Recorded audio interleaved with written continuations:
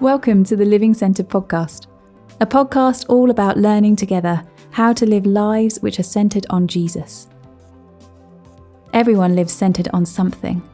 Our goal is to learn together how every area of our lives, everything about who we are and how we live, can be increasingly oriented around Jesus and transformed by Jesus. He invites us to a rich and satisfying life, where the good news that he truly is enough changes everything about how we relate to God, ourselves, and the world. In each episode, a different person shares about what it's looking like for them to seek to centre their life on Jesus right now. As we hear their stories, we get to learn together and to encourage one another in what it means for Jesus to be at the centre of our lives. This is a journey we are all invited to, and a conversation we all get to be a part of. Thanks for joining us.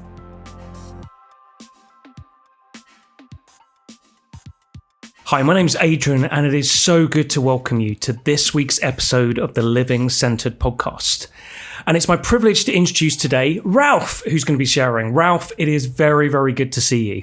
Hi, Adrian. It's great to be here. It's going to be good. Ralf, to kind of ease you in, I wonder if you could just start by telling us a little bit about yourself, what your life looks like at this point in time. Great. So I'm Ralf Kuzel. I'm married to the beautiful and lovely Gemma.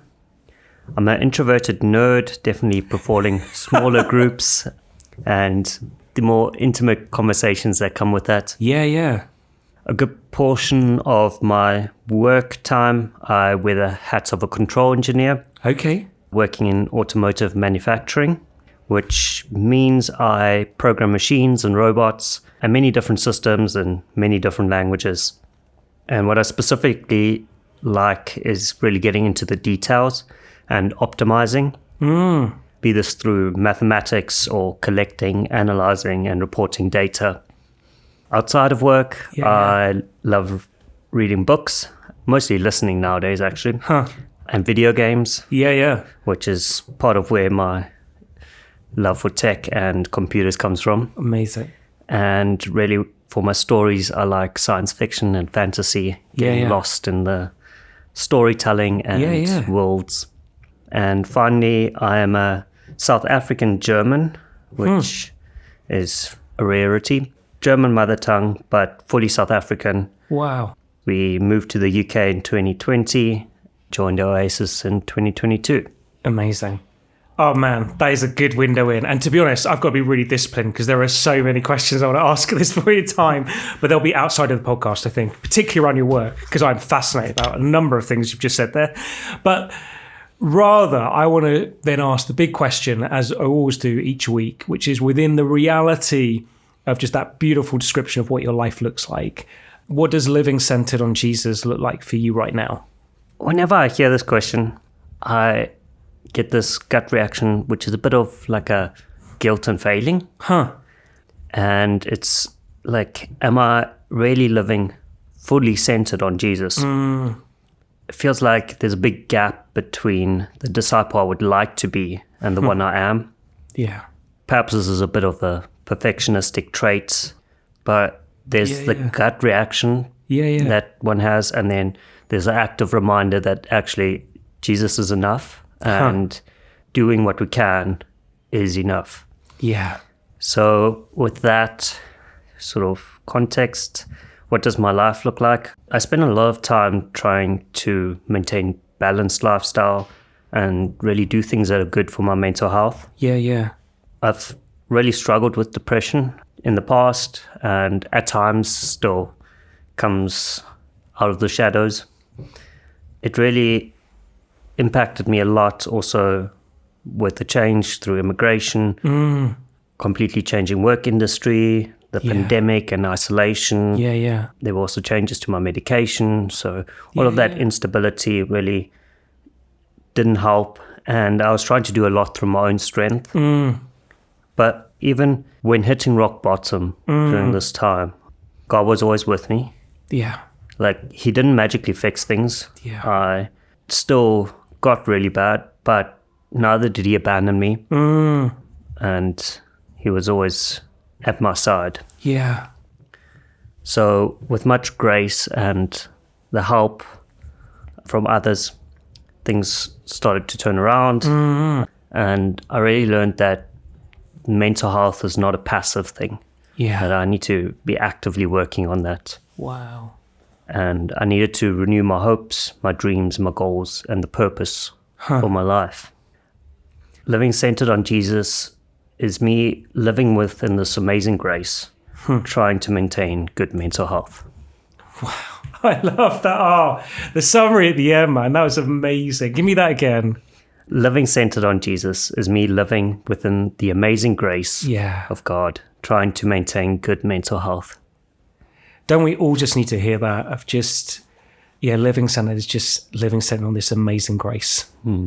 And then for you, there's that direct application in terms of your mental health. I wonder if you're listening to this, like, what is it needs to be for you of just like, how do I live in the wonder of this amazing grace? I loved how you started there of just like, my gut reaction is, there's the disciple I think I should be. And then the reality of what I am. Like, how many of us feel like that?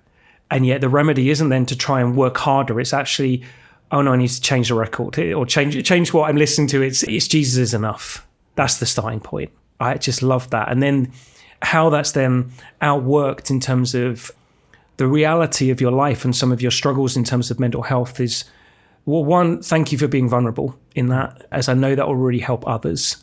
But two, just the reality of it, of just saying, that this is what it's then meant, of both me having to actively live with balance, which means something of me and requires something of me, but ultimately is continuously coming back to the amazing grace that God's got for me in this, which is just really helpful. I guess that leads us nicely on to the next question, and is what does help you then as you seek to stay centered on Jesus? I think one of the big things that has helped me is our church community and really knitting in, spending time with great people, like getting involved and sometimes just showing up. Yes. I found there's quite a big overlap between what Christ teaches us to be good and what the psychologists have taught me. So that's like taking time to be quiet and rest, forgiveness, and the release from negative thoughts and emotions. Grounding when doubt and uncertainty start to creep in. The psychologists often talk of a mantra, whereas we will say a prayer, a Bible verse, something that you learn when times are good as truth, so that when it's difficult, you can reflect back on that truth and be like, this is a grounding for me. Wow.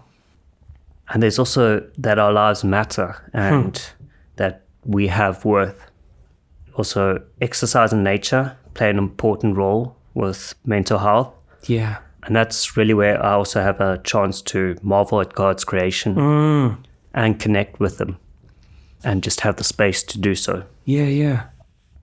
It's also often that doing the things that are good for us, good for our mental health, is pushing past the initial resistance. This creates a kind of positive spiral that the more we keep doing the things that are good for us, the easier they become. And the happier I become. Yes. And the more I do this, the more I'm finding my life actually also centering around Jesus. Just that one step at a time. And even though that wasn't specifically what I set out to do, but rather to really do the things almost more mental health focused, kind of has brought me more centering on Jesus. It's amazing. And that just shines through everything you've just spoken about. I just loved it of just like, firstly, the thing of, what helps me is community, actively like seeking to be knitted in, to play a part. But also then you saying actually, and then the other side of just keeping balanced, of ensuring God's grace helps me in terms of my mental health, of just that dovetailing of just actually there's the wonder of what I see and how Jesus invites me to live. And then my psychologist of just like, there's things, words, languages they're giving me that are helping me, actions they give me that actually I'm able to kind of, dovetail both together. That just really helps me. And I love it of just the multiple ways that kind of works itself out of just, this is going to do me good. And enables you then to just stay centered on Jesus. And I love that thing at the end of just saying, and it's finding the things that kind of do me good. Yeah. Actually, this thing that's going to do me good is for a reason.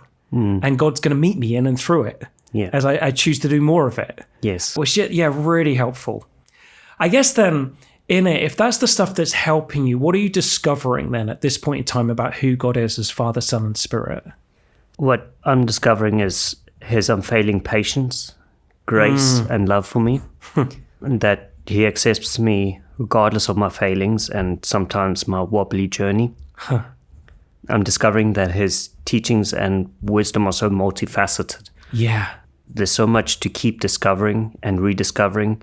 Sometimes it's just different light, a different context. And it's like, I knew that, but it never really hit me until I heard it now. Yeah. What he gives is for our benefit and our good. Yeah. And just Jesus is enough. That's so good. What I love about it is you start point of just where you described who you are and you said, I'm more introverted. Then you shared your job, which, as I said, I had so many questions in terms of just the intricate detail of that and just the different languages you said were there and the different programming. And then it's like how that then plays out in you discovering who God is. That you've got this mind that just wants to investigate. And that then God uses that. And what you're discovering is there's just so much more to investigate. That things that you've known before is like, oh yeah, God, I know that you're loving and gracious and patient, but I'm just seeing it in more detail in this moment. And suddenly things that I'd heard before, I've just seeing in this different angle. And in seeing it in that way, it just comes alive to me in a different way, which I think it's just amazing of just this invitation of, oh yeah, are you like investigating? Oh yeah, I'm one who can just keep being investigated and more to discover. Oh, which feels, an invitation to all of us, more to discover. Yeah, very much. Yeah, really good. I guess, sadly, it brings us to our final question, which is, like, how are you changing? Like, if we were to have met you 3, 6, 12 months ago, how would Ralf today look different to Ralf then? I'm finding I'm doing more of life, and that even though there's that resistance, often I don't necessarily immediately feel like doing it. Yeah. I'm happier for it. I mean, silly example, it's like vacuuming and dusting the house. It's like, it's not something that's enjoyable, but then afterwards you can sit back and like, it's really good to be in this space that's clean. Yeah. And just give thanks for the safe place to lay my head as well. I'm finding I'm more resilient in my moods and emotions. Wow. And then trying ever more to knit into our great church family. Amazing. Oh, it's just really good. It's really good, Ralf. I just think, like, just even that, like, how you're changing, you can see it. Just as you're sharing it, of just like, I'm just doing more life of life, and just that in doing it of just realizing there's something to be thankful for. That's what got me. Is you're like, oh yeah, there's this that allows me to enjoy this, that causes me to be just more thankful and more present, I guess is the word I'd use. Is just is enabling you to be more present in who God is and his work in your life. And that's changing you. If you're saying, oh yeah, I feel more resilient. Oh, it's amazing. It really is. And what I love is that I think just speaking hope that for some people they'd be where you've been. Yeah. I've just like where it just feels like, it feels pretty dark at the moment. Yeah. I know God's here, but that it feels pretty dark. Yeah. And to have someone just say, yeah, I know that. It doesn't instantly change. No. But graciously, God comes and meets us that place, and slowly but surely we get to discover something new. Yeah. Which is just really beautiful. As always, I can't think of a different way to say it, but my heart is well and truly full. It just is. It just does me the world of good having these conversations. And I hope if you're listening to this, it's doing you the world of good as well. And Ralf, thanks so much for sharing so much of yourself in it. I think the reflection I'm going to make in what you've shared is like, what's the good thing that I really enjoy, that God's giving me to enjoy, that does me good, that I just need to do more of? And I think that's the thing I'm going to reflect on this coming week. How about you, by listening friends? What are you going to reflect on in respect to all that Ralf has shared? Lastly, I just want to thank you so much for listening, and I just want to pray for each and every one of us. I pray we would know more of the wonder of living centered on Jesus this coming week. Amen. Thanks for joining us on this week's episode of the Living Centered podcast. New episodes are released every Monday, and if you enjoyed this episode, please do like and subscribe on your chosen podcast provider to receive them direct each week. Living Centered is produced by the team at Oasis Church in Birmingham, UK, and you can find out more and get in touch with the team via theoasischurch.com.